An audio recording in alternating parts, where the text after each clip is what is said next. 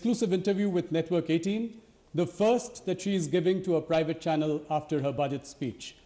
The markets have given her a huge thumbs up, with the Sensex bouncing 2,200 points.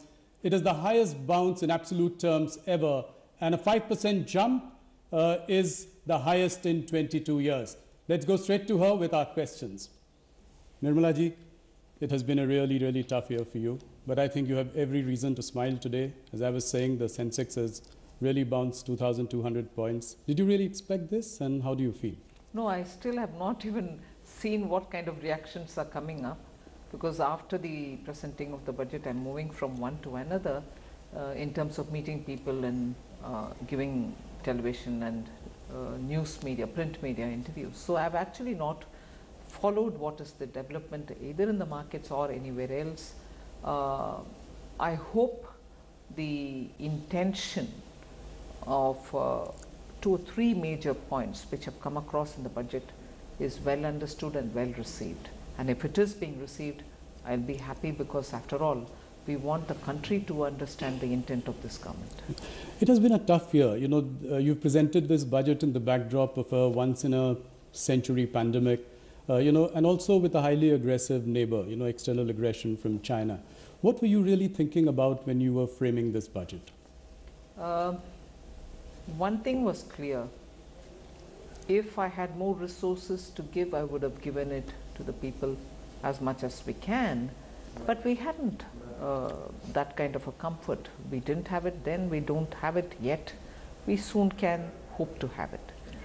And also the fact that even during the pandemic, the small amounts that we gave to some people only, not to very many, were partly also kept aside, and I don't blame anybody for it.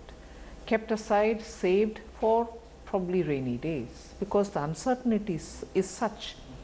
So the question of giving money to people so that immediately demand push will happen, and through that people will be expected to spend, also had a question with it, saying will they spend or will they keep it aside for rainy days.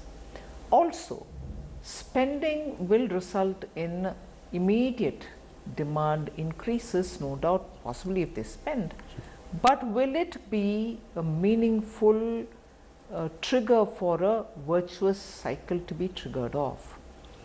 Unless that spending happens in those sectors where the multiplier will work, there's no point in spending in areas which the multipliers are, where the multipliers are weak. Yeah. That is why we have taken this route of qualitative expenditure, capex through infrastructure building, capex for health, so that you bring in such infrastructure and such facility for health, and there take an approach of holistic health, and then look at agriculture. And that is why we have gone through this route. So that is one side of the story, and the other, I certainly didn't want to fund this whole operation through taxation. By increasing tax, getting the money and then spending is not something which any of us even put on the table for consideration.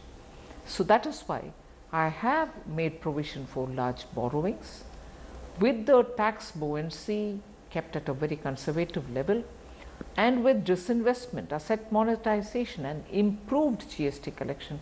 I hope we'll be looking at better ways of handling our finances.